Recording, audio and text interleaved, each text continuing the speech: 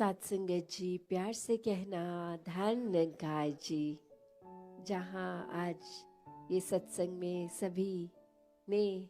इतने घंटों से और अभी भी इसके बाद भी जो सत्संग में हर एक के भाव श्रवण करने का एक मतलब, ये जो हर एक ने कहा कि इस जीवन में हमें भक्ति की बुनियाद पे अपनी सारी जिम्मेवारियों को भी निभाना है, हर समय भक्ति भी करनी है और समाज में भी एक अपना असर इस तरह हो कि हम पहले जहाँ अपने ऊपर सुधार का भाव लिए हुए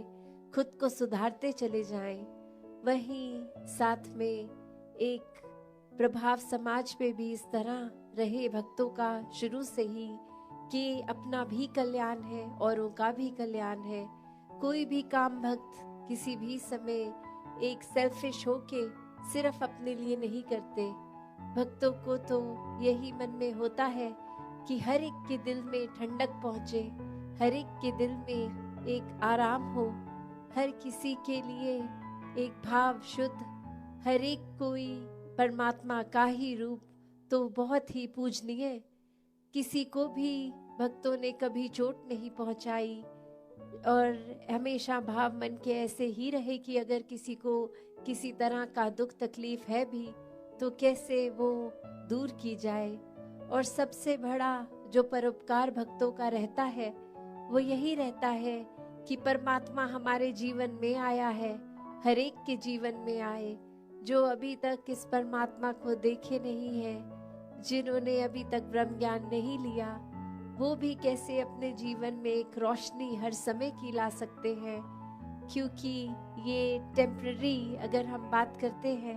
तो कोई भी चीज़ हमें कुछ देर के लिए, अगर अभी डे टाइम है तो कुछ घंटों बाद अंधेरा हो जाएगा, नाइट हो जाएगी। तो ये रोशनी इस तरह तो दिख रहा है अभी सब कुछ, पर ये हमेशा की नहीं है। पर जो परमात्मा है ये सच है, ये ट्रूथ है, ये ओमनी प्रेजेंट, ये निराकार,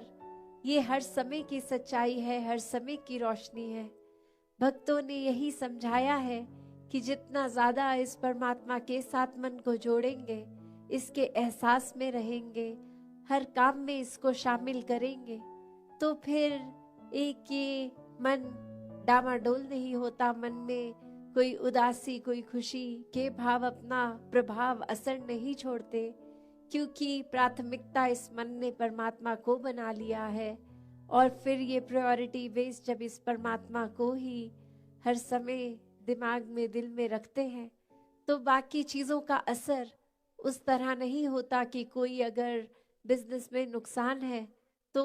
एक डिप्रेशन की ओर मन जा रहा है, या फिर कुछ इतनी उपलब्धि मिल गई, अचीवमेंट मिल गई कि इतनी खुशी कि औरों के बारे में फिर सोचना ही छोड़ दिया, खुद में इतनी ईगो ले आए, एक अपने आप को बहुत ही इम्पोर्टेंट बना दिया। तो बात वही कि कैसे हर एक में जहाँ हर किसी ने इस परमात्मा को देखना है, हर एक के अंदर वो कैपेसिटी है, वो पोटेंशियल है कि कैसे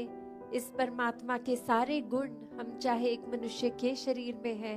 पर परमात्मा जैसे देवीय गुणों से हम युक्त हो सकते हैं, ह्यूमन वैल्यूज से युक्त हो सकते हैं। ये मन में कंपैशन, काइंडनेस, दया, क्षमाशील होना, एक मन में प्यार का भाव, प्रेम का भाव, ये लव, ये सरेंडर, ये ब्रॉड माइंडेड होना, हर एक को एक्सेप्ट करना, हर किसी के लिए वही भाव हो कि ये इंसान से बहुत कुछ हमें सीखने को मिल सकता है। दिल कारण ना ढूंढे कि कैसे किसी से भी नफरत की जाए, हर किसी से फिर वही बात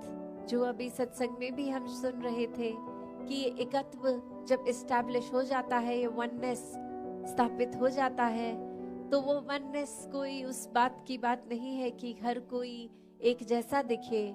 एक फिजिकली तो हर किसी के शक्ल, आकार, फीचर्स एक बहुत ही अलग हैं। कोई किसी रीजन के होते हैं तो एक ज्योग्राफिकली रहने की वजह से उस तरह एक कल्चर और अपीयरेंस से खाना पीना वैसा हो जाता है, और दूसरे कहीं देश में किसी और राज्य में अपने देश में भी हो तो वो एक अपीयरेंस वाइज तो अलग हो सकते हैं, बट जो अभी कॉमन थ्रेड की भी बात हो रही थी कि ये परमात्मा ही है जो जहाँ पूरे ब्रह्मांड में है, एक वो कनेक्शन हमारी इस परमात्मा से जब है तो संसार के हर इंसान से हर कोई अपना है, हर एक में ही परमात्मा का वास। तो कैसे जब इस परमात्मा से प्यार हो जाता है, इस परमात्मा के अलावा फिर और कुछ दिखता ही नहीं है, हर एक में ही दिखता है, तो फिर ये भाव वही आ जाते हैं कि ये संसार बहुत ही सुंदर है, हर किसी में बहुत कुछ सीखने के लिए है, और किसी की फिर बात दिल पे चोट नहीं देती, क्योंकि फिर वही लगता है कि कोई वजह होगी, किसी का दिन अच्छा नहीं जा रहा होगा, शायद किसी की तबीयत नहीं ठीक की, इतनी इरिटेशन हो रही है, इतना तंग हो रहे हैं कि कुछ खराब हमें बोल रहे हैं। तो बात वही कि हर किसी के अंदर जब ये परमात्मा दिखता है तो एक अच्छाइयों को ही भक्त उठाते हैं, किसी की कमियों को इस तरह संसार के आगे नहीं उछालते। एक दिल में अगर वाकई ही एक कंसर्न है उस इंसान के लिए तो उस इंसान को डायरेक्टली जाके उसके पीठ पीछे एक बैक बाइटिंग नहीं, उसको सामने जाकर बोला जाता है कि ये जो आपने बात कही वो ठीक नहीं थी, इसमें अगर आप सुधार कर लें तो वाकई ही आपका सुधार हो जाएगा, अगर आप अपने थोड़ा बिहेवियरल चेंज लेके आएंगे। और फिर संत यही समझाते हैं कि बिहेवियरल चेंजेस तो टेम्पररी फिर भी हो सकते हैं, कुछ देर की लर्निंग के लिए हो सकते हैं, फिर कभी और ये बिहेवियर वापस हो सकता है अग्रेसिव एंग्री। तो फिर कैसे हर समय के लिए एक मन को शांत रखना है, शीतल रखना है, मन में सहजता रखनी है, मन में सुकून का भाव रखना है, तो इस परमात्मा से ही जुड़ना होगा, क्योंकि इस परमात्मा को दिल में बसाएंगे तो मन में ये सारे इमोशंस ठीक तरह से काम आएंगे। जैसे एक आग का एग्जाम्पल होता है फायर का, तो उसका काम तो जलाना है, पर कैसे हम अगर वो आग के ऊपर कोई तवा रख देते हैं तो वो उसको रोटी बनाने के भी फिर वो आग ही काम आती है। वो हीट अगर बहुत ठंडा दिन है तो कैसे एक फायर प्लेस में डाल देते हैं, एक बॉन फायर करके, उससे हमें आराम ही मिलता है। तो कैसे ये जहाँ एक गुस्से की, एक एंगर की भी बात है, उसको भी अगर चैनलाइज किया जाए ठीक तरह से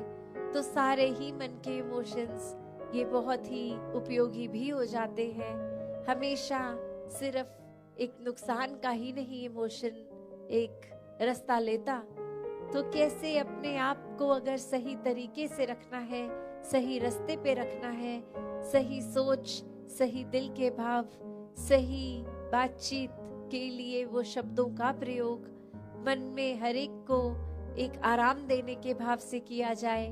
तो फिर एक सामने वाले का भी हम वो सुधार कर लेते हैं। शुरुआत चाहे अपने आप से ही करनी है, पर फिर भी अगर किसी की कोई एक बात ठीक नहीं तो उसको बहुत आराम से कन्वे करके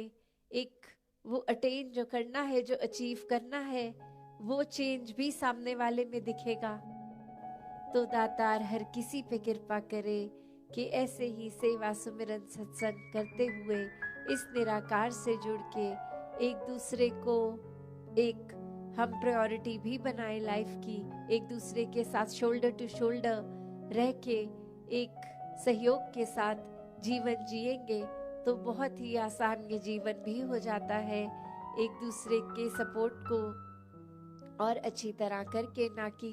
एक कोशिश की अगर हमें कोई अचीवमेंट मिल रही है तो दूसरे के लिए ना मिले, पर संतों को मन में होता है कि हर कोई प्रोग्रेस करे, हर कोई सफलता प्राप्त करे, सिर्फ अपनी खुशी के ऊपर नहीं, हर एक के साथ आगे बढ़ने वाला भाव होता है संतों का। तो दातार ऐसे ही भावों से हर एक को युक्त करे। साथ संगत जी, धन निगाह जी।